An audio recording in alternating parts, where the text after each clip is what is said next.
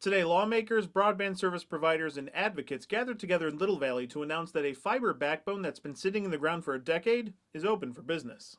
The 115-mile fiber backbone, which contains 96 strands of fiber, was first installed across the southern tier during the Obama administration as a result of Recovery Act funding.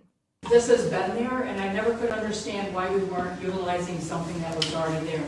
That's Krista Labers from the Cattaraugus County Economic Development Office. She mentioned this fiber backbone in a meeting with Senator Borrello several months ago, and that spearheaded conversations across the county and state.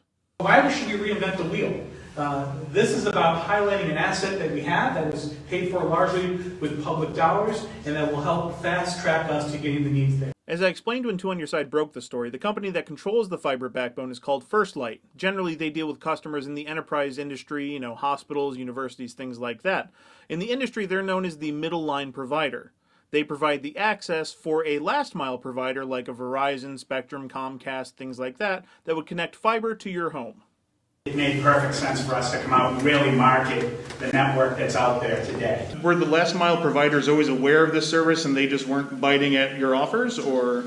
We are known as a great wholesaler, and that's what we do well, so I can't speak for why they did not take advantage of going after fiber to the home. But I will say this, the model has shifted since the pandemic, to be fair to everybody. We'll be reaching out to several internet providers across Western New York to find out why they didn't tap into this line for Southern Tier residents, even though they could have for over a decade. Another service provider, DFT, was in attendance at today's announcements. They currently tap into the FirstLight controlled backbone elsewhere in Western New York, but they didn't have welcoming news for those suffering from a lack of access in the Southern Tier. What's your plan for residential expansion in the Southern Tier? Any specific figure you're looking at, into 2021 to connect homes? Currently in the Southern Tier, in this area, there is no plan other than the current wireless project that we're working on with Southern Tier West. So we have 9 sites to build, I believe, in Cattaraugus County, so that is in process. So we will be connecting customers to that over the next year. DFT is installing fixed wireless service, which is different than fiber to the home or other products on the market. The reason DFT was at the press conference today was to highlight what they call unfair fees that are placed on them by the New York State Department of Transportation.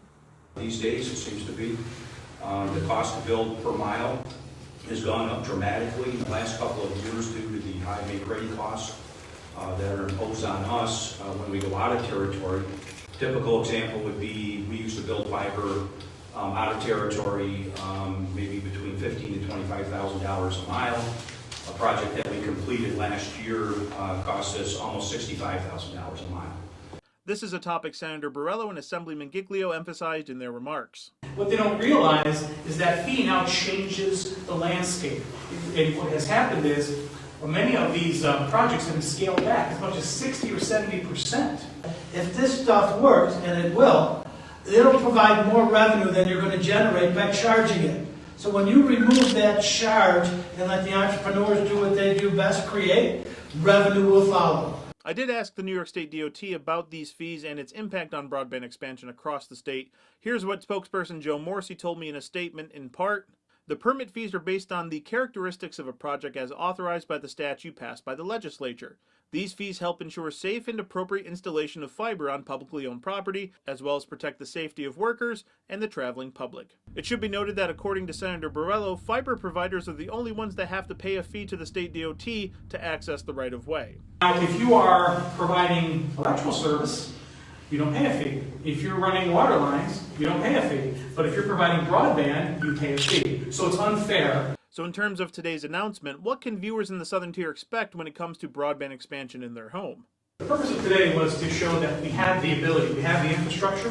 Now how do we bring together the partners to ensure that this happens? I've been covering this topic for a year now, and while today's announcement was pretty exciting, there's still a lot of questions to ask. Why didn't service providers tap into this line in the past? It's been around for a decade.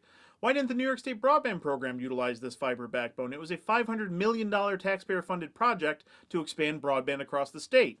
And if they did tap into it, why don't Southern Tier residents have high-speed broadband? I'm going to keep asking these questions and hopefully bring you some answers. Reporting in Buffalo, Nate Benson, Channel 2 News.